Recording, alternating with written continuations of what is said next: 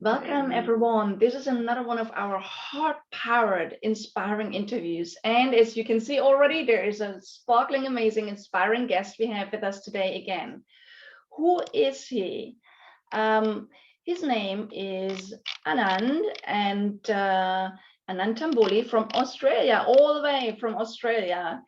And he is an innovator, a futurist, and a transformation wizard, and he's obsessed with bringing ideas to life and really making them work for everyone. He really helps people in leveraging emerging technologies. He helps them to adapt and develop an innovative mindset. Being a polymath, Anand can often shed new light on a topic which you feel has been done to death. And that is really a gift and skill, right? So the fact that he has a degree in engineering and business, and having worked in a wide range of industries, countries, and cultures, really give him a deeper understanding of the impacts of technology. He can see things with uniquely different lenses and knows how to work through them. Anand, it's amazing to have you with us today. Welcome. Nice to be here. Thanks, Monique. And I know it's an interesting time right now, and it is always an interesting time. But As always. I this time, especially right now, is very special. And again, there's a lot of things we do right now to really, again, you're an innovator, right? You're doing things new, all things in a new way, and that is really, really powerful. So what do you do business wise with your business right now? What are your three best practices or secret steps that help you to grow and expand your business right now? All right. So, in general, if you look at the business I'm in a business of communication.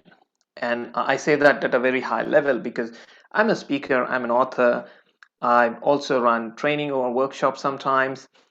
And so, a lot of these things, essentially, if you boil it down to what it is about, it's about communication. It's communicating what you have in your mind, or maybe your client's message, or something to the audience, to the reader, to the viewer, right?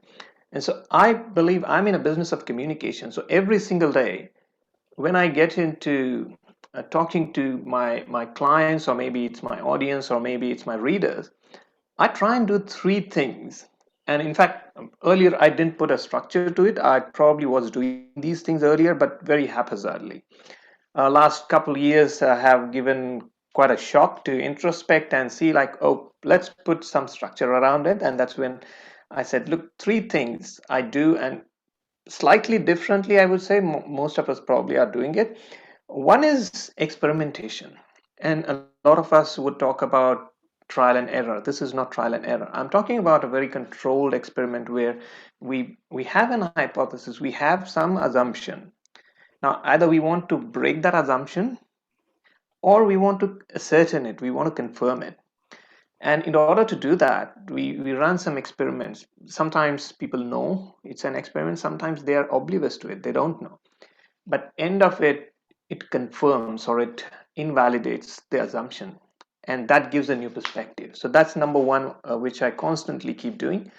The second thing which I love doing is trying new things in a different way. So it's all about novelty, right? What is the new thing that I can bring? Because there's always same old, same old.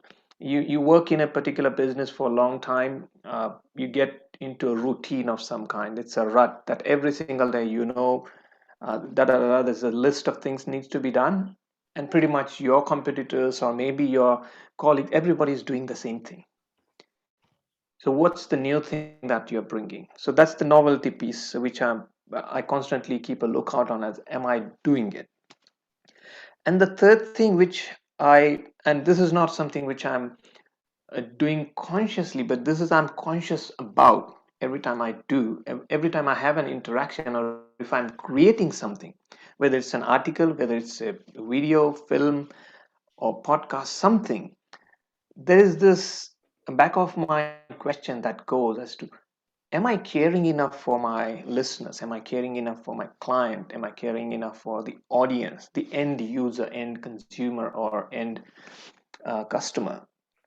And that actually helps me remain authentic.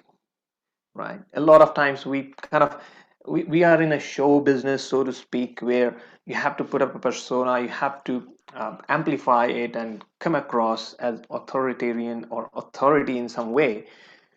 Sometimes we tend to lose the ground realities. And being caring, I think, keeps me grounded, keeps me on leash, and be considerate about it. So these are the three things I would definitely recommend I do, and probably people put some structure around it and do it.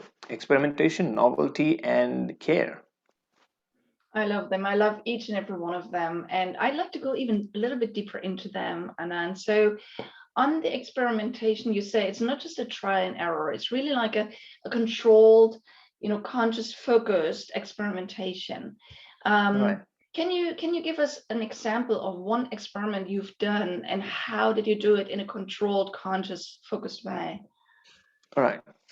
So I'll tell you about one recent communication example.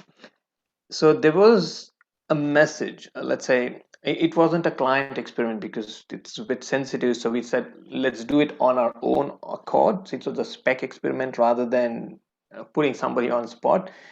There was a white paper written by me, article written by me, and very complex topic talking about technology and its, I could say, advantages, disadvantages, etc. Right?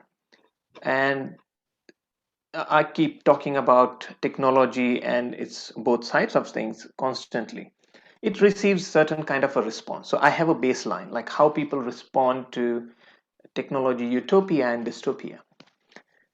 Now we said, fine, if we talk about the same topic, so we have to keep certain things at the same level and change a few things. We said, fine, what happens if we make it entertaining, right? How do you make it entertaining? So we said, fine, let's add what are the things people like? Maybe it's a magic, maybe it's movies or things like that. So we picked up movies and we talked about, and I researched about science fiction. So science fiction movies, particularly mainly in technology domain. And out of all that research, I connected some of the movies to the message that I was earlier giving. Guess what? So there's only one variable change, and that variable is the style of delivery, right? So the message is still same. I mean, you could ask me a stiff upper lip kind of a conversation, and I probably would say the same thing. But now we are talking about sci-fi and movies and things like that. And I did that on a radio show. So it's not even audio visual, it's just audio. And I received fantastic response. Like people tune into it and they listen the whole thing. Like that's one of the things you would always want, that people to go through the entire content. That happened. And people eventually, I mean, I didn't emphasize on the message, I just delivered it in an envelope and they got it. So now that confirms one of the assumption, that you have to work on the envelope, Mm. right? Your message could be very well true, right thing to do, and it's necessary, it's a need. But if you don't have the right envelope, it probably won't go through. Yeah. And that gives me a more work to do now. I have to change my envelopes in that way.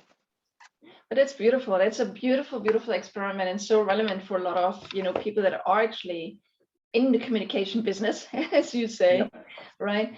And you say it's the envelope, it's the packaging that always gives things a new twist, and again makes it Yes. appear in a different way. And again, sometimes you need to hear some things quite a few times, and then when it's Hmm. presented in this way, it's suddenly we get it. It sinks in, Yeah. right? So that's beautiful. And also it's a powerful way of, as you say, again, sharing the core of your message again and again, but in a new way. So again, that's a beautiful way. Okay, and then you also said that the second thing you spoke about was bringing new things to clients constantly. Yeah. Can you give us one or two examples on that? Yes. And in fact, we tried this last year quite a few times, and pretty much I'm happy to say that all my clients accepted it in a Mm. different way.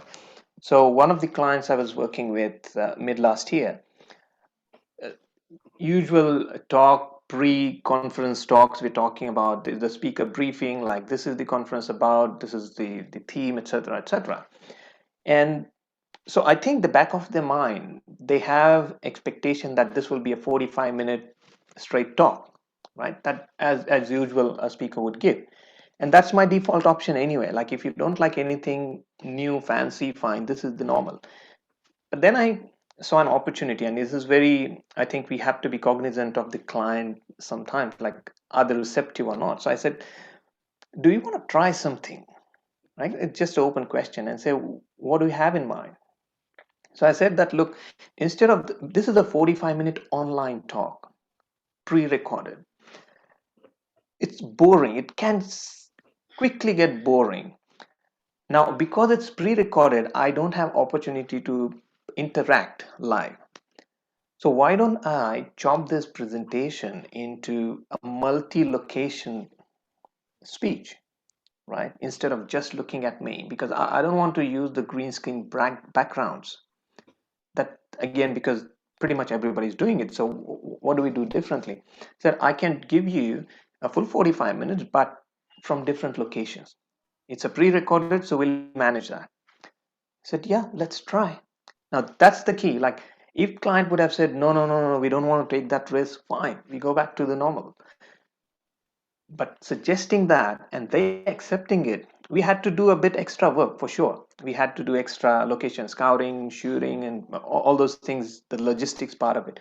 But I'm happy that the output is much better, right? Much better than a normal. And now that has become the standard offering in what I do in terms of speaking.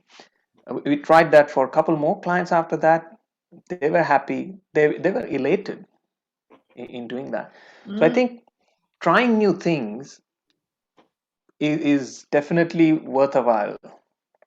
At the worst case scenario, you will fall back on the default option, but new will definitely give you something new to offer.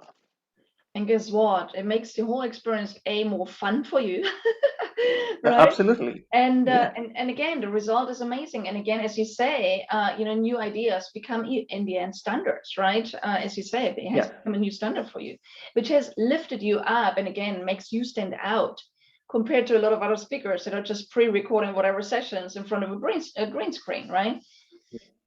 Because So that's the standard thing. yeah. Pre-recorded, easy. I have a green screen, I have a studio, quick, done, dusted. Mm.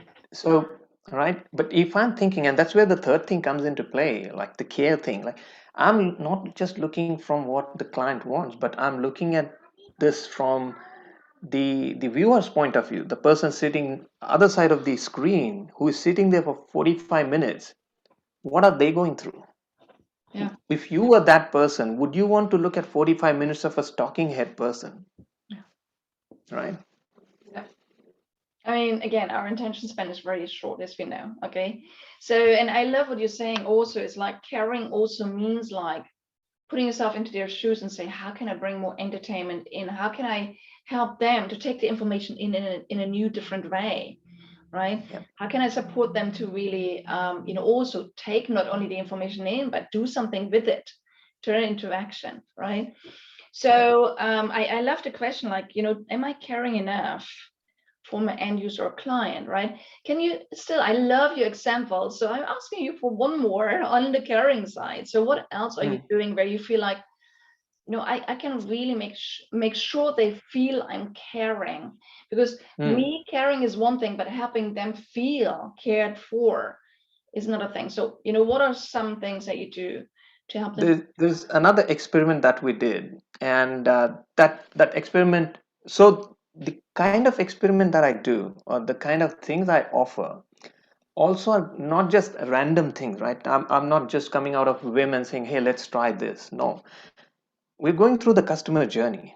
Mm. So thinking about, say, if my audience is listening, if my audience is watching, what do you expect people to do, right? Usually, if you are the one who is watching a talk, you would want to take notes, right? Fair enough. Like it may be a recorded session, it may not be recorded. Usually, you want to take notes. You want uh, to to highlight or to write down a few key things that somebody said. You don't want to miss on that. But that takes away your attention.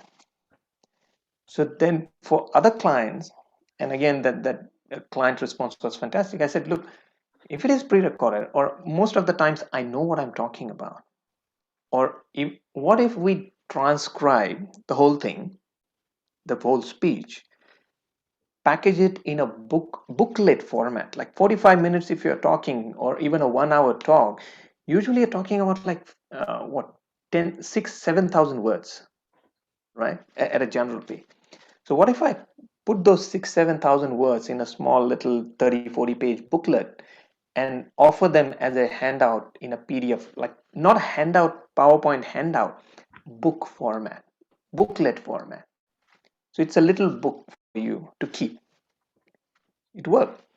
And the feedback on that is, look, I would have, scribbled things around and I probably would have lost some of the things, but having a, a security or confirmation that I'm going to receive the whole thing, what you said, means I can pay attention, right? And I'm able to come up with that only because I'm trying to think from what they would be going through, right? So caring from that perspective, I think also gives us a lot of opportunity to grow and to delight them literally.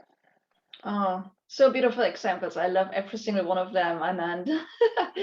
So, and it's so true. It's just really, as you say, again, you put yourself into their shoes and you think about what could make their experience even more powerful. What could help them Yep. to take away things, pay attention to things. And again, that is again what makes you stand out big time, right? And I know you're Yes, an innovator, and I know you speak and teach a lot about technology. So I just have to ask that question, Anand. But what are your greatest technology innovations that you see in the market right now, in the communications market? so I mean, things I'm offering at the moment. Yeah, for example. All right. So look, I have had a business in the past that was into bringing ideas to life, and literally people would come to us with paper napkins or some scrap papers with something drawn on them, saying, "Hey, can you help us do this? Like literally implement this." So this is somebody's brain dump, and we had a design house. We would bring that product, conceptual, right from that scrap paper to the proper drawing board and everything, all the way to they seeing the product in their hand and then putting that into manufacturing. That's what we used to do. We did over, I think, more than 55 plus new products, literally new devices, new products, new thing, new software. Right now I'm also offering the same service, but it's a service form rather than any new product. Like one of the most talked about example, and I think people love that because it's a little bit funny, is my smart mouse trap, right? That we developed was, for a lot of people, smart mouse trap is a metaphor, right? Build a better mouse trap and people will beat past your door. But we built a better mouse trap literally for a company, two companies in fact, which improved their customer service, which improved their compliance, and a lot of financial savings and offerings and a lot of those things. So that's one of the most talked about innovative product. Besides that, we have a number of other things. Even for speakers, I did offer some of the little plugins. A lot of people in speaking industry do use OBS. So we did create some of the packages saying, hey, these are the things you could do. One of the things in speaking I recently tested is live feedback mechanism. And I'm not talking about Mentimeter feedback or Zoom feedback. I'm talking about a little live app. It's not even an app. You just go to a website, my website, and it will be live throughout my session. And anybody can just click on 1 to 5 rating. In fact, it's -3 to +3, and it's constant. So you feel, if I'm talking something and you don't like it, you press -3.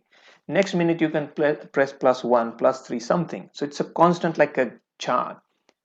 But the good thing about it is, interesting thing about that is, if you map that graph with your recording later on, you have minute by minute feedback. Like, what did you say that made everybody say +3? What did you say where everybody was not happy? Like, that kind of feedback is something I think it's much valuable. It's So amazing. that's something which I'm trying at the moment. I love that. And I've seen something like that in the US, just before an election where, whenever the candidates are Yes. speaking, you would see like the ups and downs, right? So having that as a Yeah, speaker yeah. is powerful. What is that app called, Anand? So it's not yet an app. Okay. It's just based on my web.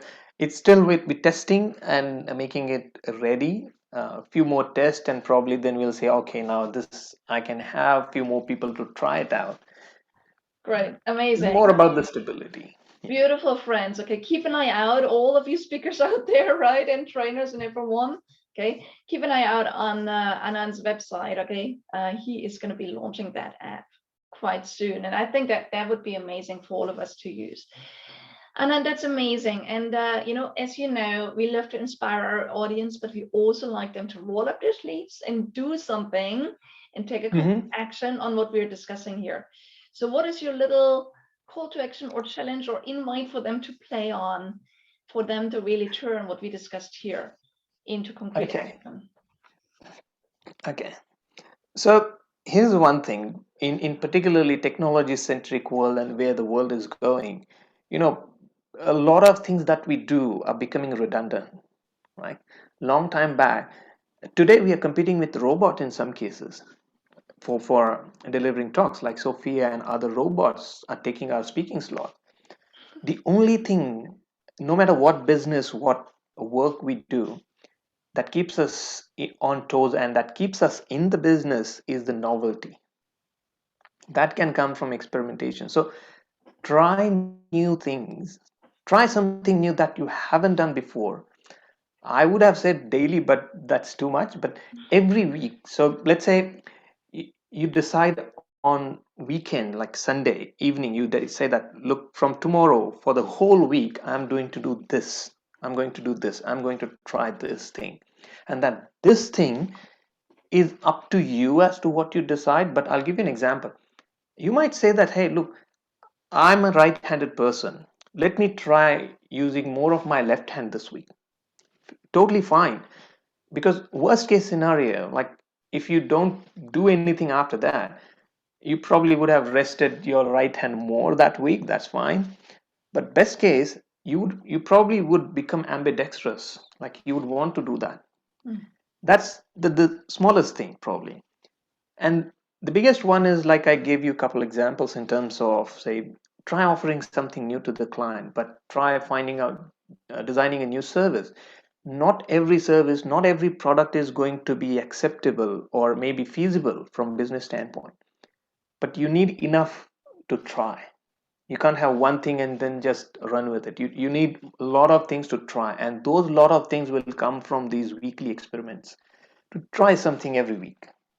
I love that. What a great suggestion. So, and I'm going to start picking something today, even though it's the middle of the week, but I start implementing it right away. Thank you, Anand. That's been amazing. And all of you, share with us, what is the one thing you're trying this week or you're doing differently this week? We are here to cheer you on and to support you in the greatest ways. And I know that you're probably also now excited to learn more about what Anand is cooking up at the moment. I'm sure you want to connect with him. So Anand, how can people best get in touch with you? Well, easiest one is type my name, Anand Tamboli, in Google, and it will show you a lot of things. That's well placed. But yeah, easiest thing, anandtamboli.com, LinkedIn, the same name, Twitter, the same name, YouTube, the same name. Fortunately, I've got all the handles correct. So yeah, anywhere you find me, I'm happy to connect. I'm able to respond. So always responsive. Beautiful. Thank you so much for being on with us today, Anand. I really appreciated it. Very inspiring. And thank you for very concrete hands-on ideas and suggestions. And I can't wait to see what everyone is up to playing with in the next couple of weeks and beyond. And I look Thanks, forward Monique. for your app to come out. And so all of you also that are regularly with us and watching our interviews and feeling inspired and taking action, we celebrate you and congratulate you. And watch out, we'll be back soon with another one of our heart-powered interviews. However, for now, just dive into all the golden nuggets that Anand shared with you and share with us. What are you doing with that? Okay. Thanks, Anand, for being on. Thank you all for being on. And as I always say, keep speaking up, scaling up, and impacting the world in your own power. Thanks, Monique. Bye. Cheers. Cheers.